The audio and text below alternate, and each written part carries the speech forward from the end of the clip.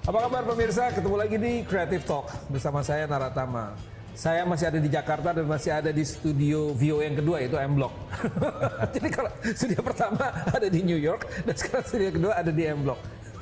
Dan hari ini saya masih ada di tempat yang sangat kreatif ini. Ini adalah Hub.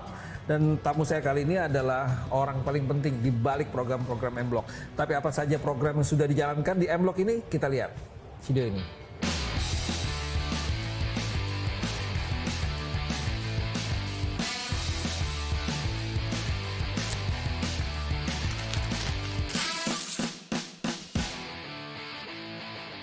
Itu dia, seru banget kan M-Block. Ada kuliner, ada konser, ada supermarket yang menjual barang-barang UKM. Ini dia yang M-Block. Karena M-Block ini saat ini menjadi salah satu tempat kreatif hub, terutama anak-anak Jakarta, anak-anak muda Jakarta. Mereka datang ke sini, mereka berkolaborasi, mereka berkreativitas. Bahkan mereka juga menciptakan karya-karya terbaru di M-Block ini. Dan saya sekarang ketemu dengan Mas, manggilnya Mas Bro atau apa nih? Bro Wendy Putranto yang menjadi orang di balik layar M-Block untuk programnya. Gimana bos? Kabar baik, apa kabar Mas? Baik. Itu seru banget nih, kemarin ketemu lagi, kita lagi nongkrong-nongkrong depan ketemu ya. Ternyata ada teman-teman jurnalis senior. Ini senior-senior saya juga. Jangan gitu dong. Tapi kalau senior kita senior citizen. Udah tua banget. Tapi emang udah tua banget sih kemarin Wendy kan ngajak begitu ketemu terus masuk langsung nonton acara ada Euphoria ya? Euphoria. Itu apa sih emerging talent ya itu? Iya, jadi Euphoria itu salah satu program inkubasi musisi pendatang baru, Mas. Jadi memang kita sebagai Creative Hub tujuan utamanya selain kita berbisnis gitu ya secara kreatif, kita juga talent scouting. Talent scouting, jadi kita menemukan bakat-bakat baru di bidang industri kreatif ya, entah itu di musik, entah itu di kuliner, di berbagai macam bidang film gitu ya. Semua bidang komik bahkan juga ada. Ya? Dan ya ini semua menjadi visi bahwa sebagai ruang kreatif publik, M-Block Space itu memang harus melanjutkan proses talent scouting ini karena ya kesulitan teman-teman di sini tuh talent banyak, tapi tempat sedikit yang mau menampung mereka berekspresi. Tempat gitu. berekspresi maupun tempat medium mereka untuk tampil ya? Betul. Jadi venue musik itu sangat jarang di Jakarta. Program Euphoria ini salah satunya itu. Setelah kita memiliki venue gitu ya, setelah bekerja sama dengan Peruri dan mereka menyediakan tempat yang indah ini dan sangat strategis, akhirnya kita sudah punya venue musik ya, M-Block Live House, dan di situ kita harus memiliki program-program yang reguler sesuai dengan visi kita ya, menemukan bakat-bakat baru tadi. Jadi memang tempatnya di sini karena memang 500 packs ya, bisa masuk 500 kapasitasnya betul. Sound system udah lengkap, semua lighting lengkap ya? Betul, lightingnya udah ada, terus dengan peredam juga, berapa akustik track yang bagus. Itu bisa 48 channel. 48 channel. Jadi lighting system, ada LED untuk visual. Pokoknya tujuannya adalah membahagiakan para musisi. Supaya mereka dapat tempat untuk berekspresi. Untuk berekspresi dan karena kebanyakan ya, karena saya juga dulunya jurnalis, band-band ataupun musisi ini manggung di tempat-tempat yang kurang layak lah.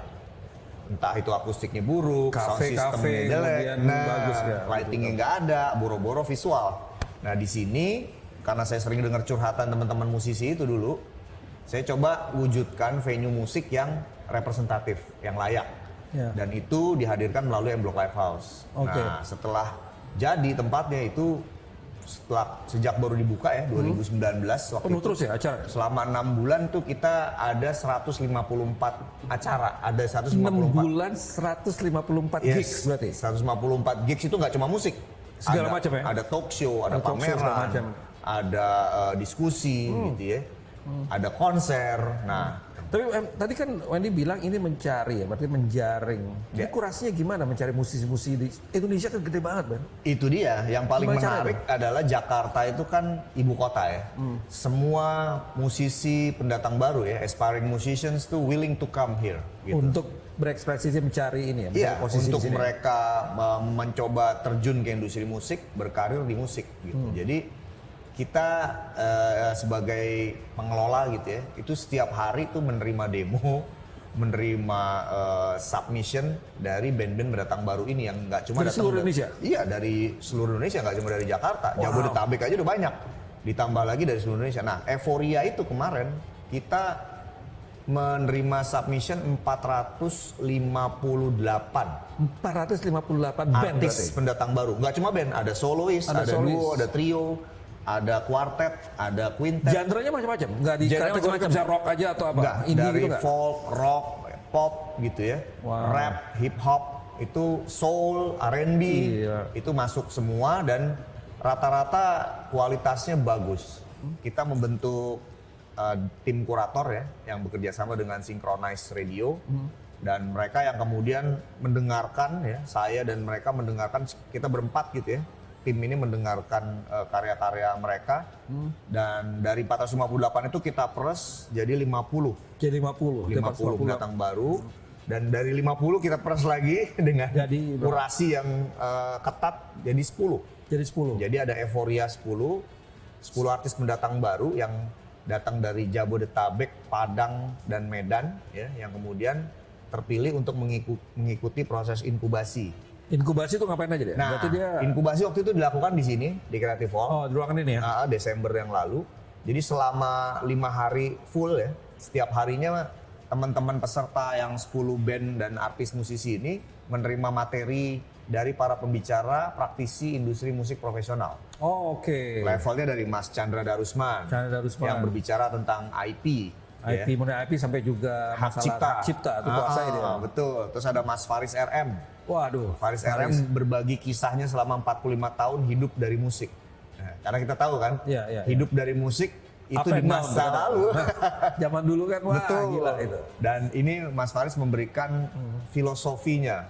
Fungsi apa sih seorang musisi itu di tengah-tengah masyarakat? Ada juga saya bercerita tentang manajemen artis, karena background saya juga manajemen artis. Ada juga dari Endah Enresa Oh, yang Endah Resa, bercerita berarti tentang duo ya? Songwriting Club, Songwriting Club. Bagaimana Endah mereka Resa. menulis lagu dan memproduksi lagu. Kita ajak juga mereka datang ke studionya Endah Enresa di Pamulang. Ada juga tentang digital music distribution dari teman-teman TuneCore. Iya. Ada juga yang bercerita tentang eksistensi dan branding Iya, dari Jimmy Multazam di Upstairs dan Morphem. di upstairs. Ada juga Eka Anas ya, bagaimana menulis lirik yang baik. Wow. Nah, itu dari versinya vokalisnya The Brandals. Ada juga yang lain tuh. Jadi lengkap ya, jadi pembicara-pembicara. dari semua sisi, semua Betul. ilmu musik dari dibedah situ semua. Dari proses kreatif musik itu diciptakan sampai musik itu dipasarkan.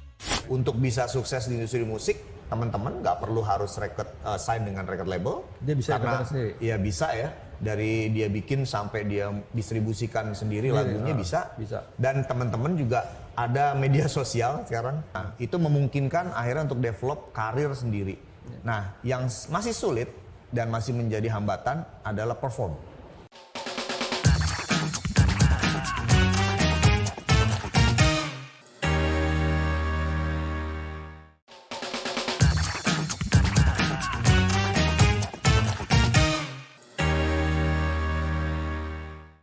Itu kan mereka kirim, itu kan materinya beda-beda ya. Betul. Kualitas mereka waktu rekaman di situ jadi masalah nggak? Misalnya mereka rekamannya mungkin hanya cuma pakai satu mic gitu karena jadi bukan proses itunya ya. Terus Tapi terang tadinya saya apa sih pikir sebenarnya dikurasi itu sebenarnya? yang dikurasi tentunya yang pertama-tama adalah performance. Bagaimana Performance. ya musisi yang baik menurut saya adalah mereka yang bisa present I see. karya mereka dengan baik di atas panggung. Oke. Karena ada dua jenis ya, musisi ada yang recording artist sama yang performing artist. Performing artist oke. Nah, kalau dua-duanya dimiliki paketnya ini komplit. Tapi di masa pandemi kemarin ada sebuah handicap kan untuk bisa manggung. I see. Jadinya cuma bisa recording. Nah, ketika pasca pandemi kita buka program ini, ternyata luar biasa gitu. Dari 10 artis yang kemudian kita jaring, kita inkubasi, mereka kemudian kita buatkan showcase. Showcase. Ada 7 showcase Ada yang 7 mereka showcase harus mereka ikut. tampil ya. 10 artis ini ada yang di Jakarta, di M Block, ada yang di Tangerang, ada juga di Bekasi. Kita I buat. see. Jadi mereka titik- juga ngadepin berbagai macam audience macam ya? audiens gitu dan nanti puncaknya ini mereka akan tampil di festival. Jadi di Euphoria Festival. Oke, itu kapan? Euphoria Festival tuh di 11 dan 12 Maret tahun ini. Tahun ini. Jadi di mereka M Block. Di M Block juga. Betul. Oke. Di M Block cool. kita buatin festival musik di venue dan di sini ada conference, music Oke, conference. jadi semua di sini. Kalau kemarin itu inkubasi tertutup kan hanya untuk peserta Euphoria, conference yang terbuka. nanti kita buka buat para musisi-musisi pendatang baru yang memang berminat untuk bagaimana mengetahui seluk-beluk industri musik di Indonesia. Oke, mereka mempunyai keterbatasan untuk masuk medium lebih besar di Jakarta. Tapi kan sekarang sudah ada sosial media, mereka juga ambil di situ. Betul. Tapi kalau pengalaman Wendy selama ini apa sih yang jadi masalah gitu loh? Yang terus Apakah terang komposisinya atau apa? kalau dulu ya, yang dulu kan musisi untuk menembus ke industri musik itu harus sign dengan record label. Harus sign, ya kan? Harus bisa tergantung diekspos. record, abis itu record labelnya ikut ngatur. Lu musik ini, padahal musisinya belum tentu suka kan? Iya, Gitu. terus harus bisa masuk di TV. Iya, harus masuk TV. Diputar lagu di radio. Masuk gitu. di MTV atau masuk di program-program Betul. TV. Itu rute untuk menuju sukses di masa lalu gitu. Nah, ternyata di zaman ini beda banget, 180 derajat gitu. Untuk bisa sukses di industri musik, teman-teman nggak perlu harus sign dengan record label. Dia bisa karena sendiri. ya bisa ya. Dari dia bikin sampai dia distribusikan sendiri lagunya bisa. Dan teman-teman juga ada media sosial sekarang untuk mempromosikan karya-karya mereka dari mulai berbagai macam platform ya. Dari mulai Facebook ya, Instagram, TikTok, Spotify dan sebagainya. Segala macam. Nah, itu memungkinkan akhirnya untuk develop karir sendiri. Nah, yang masih sulit dan masih menjadi hambatan adalah perform. Makanya kenapa M-Block itu hadir itu membantu itu. Karena terus terang kafe atau tempat-tempat hiburan yang ada di Jakarta itu masih cukup diskriminatif terhadap musisi-musisi pendatang baru. Mereka hanya tertarik memanggungkan band-band yang memang sudah punya nama. Ya, karena mereka nyari numbers. Kalau datang minum makan mereka dapat duit. Kalau musisi baru nggak nonton gitu ya. Nah, kalau musisi baru siapa fanbase mereka? Padahal kalau seharusnya dengan sosial media kan seharusnya mereka udah bisa reach dong. Bisa aja musisi baru tapi kan komunitasnya dia sendiri yang datang. Betul. Jadi rata-rata karena mereka nggak mau gambling, ya kita melihat bahwa ya udah kalau kalian susah di mana-mana, M-Block ini rumahnya. Jadi kita bisa mainin di venue yang M-Block Live House yang bagus. Kita juga punya reguler di Foya. Oh, yang keluar itu ya? Yang di cafe nih, Foya. Jadi selama hari Senin gitu ya, setiap hari Senin tuh ada band-band pendatang baru yang tampil secara reguler, ada 3 band dan juga ada block bar.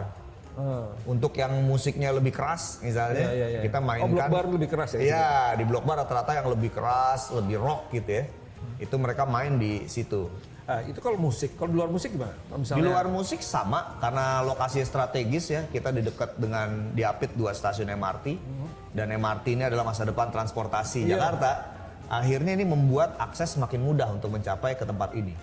Jadi di mana-mana juga di New York orang semua naik subway untuk bisa kemana? Pakai mobil mahal, paling males nyupir. Jadi paling males.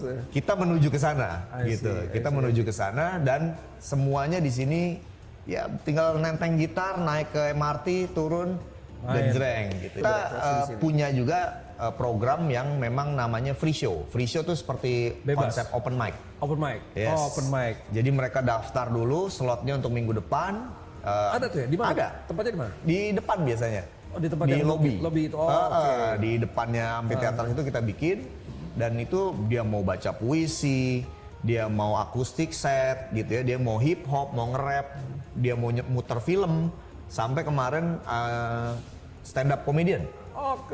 Jadi nggak cuma di musik, kita buka kesempatan untuk semua bidang kreatif itu bisa tampil, bisa ke situ ya? bisa tampil, bisa perform. Bikin lagu aja, rekam di rumah, kan semua serba di rumah sekarang ya, udah nggak studio rekaman nih, home recording. Nah, kalau hanya di rumah dan tidak berjejaring gitu ya, tidak datang ke gigs, tidak mengetahui orang-orang siapa yang mungkin bisa membantu karirnya dia, nggak akan kemana-mana.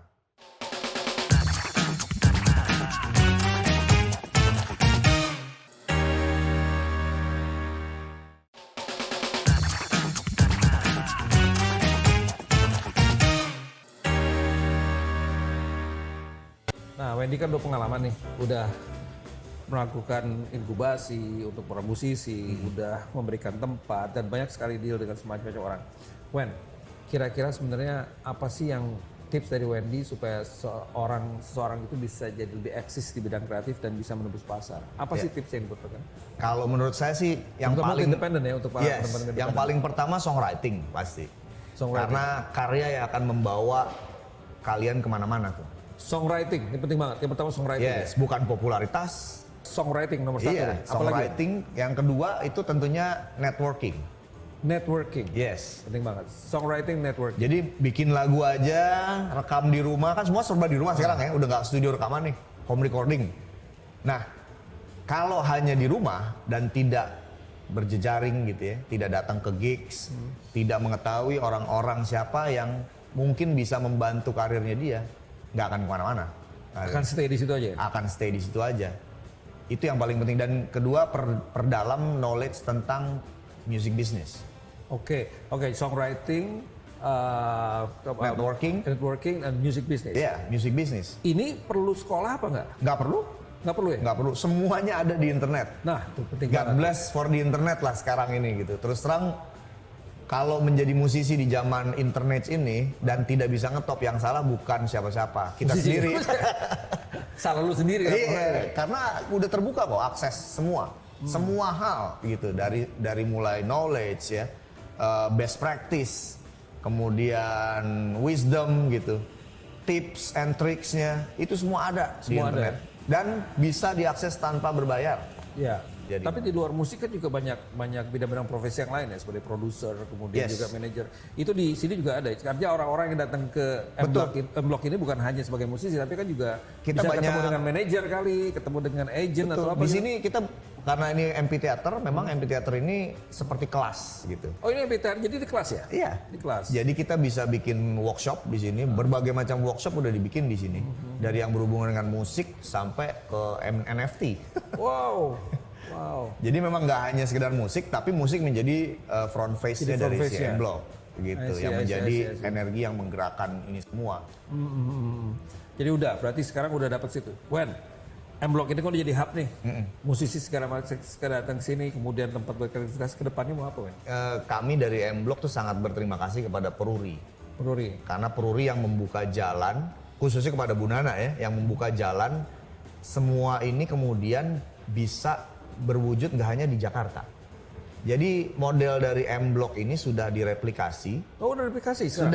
sudah Ke direplikasi ke kota-kota lain, dari mulai Kayak franchise berarti gitu ya? tetap di bawahnya Tetap di bawah M-Block. M-Block Group, M-Block Group yang mengelola, dan semua rata-rata melihat M-Block ini sudah menjadi buah bibir dan mereka masing-masing pengen punya M-Block di kotanya masing-masing Dengan nama M-Block juga? dengan nama berbeda. Sesuai masing-masing Nah, kota? jadi misalnya kalau di Jakarta selain di Blok M ini, kita ada di Pos Blok.